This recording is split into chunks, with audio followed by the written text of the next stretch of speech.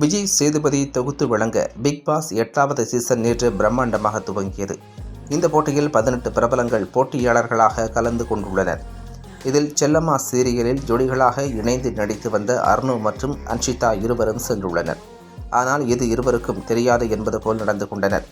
அர்ணு பிரபல சீரியல் நடிகை திவ்யா என்பவரை காதலித்து திருமணம் செய்து கொண்டார்.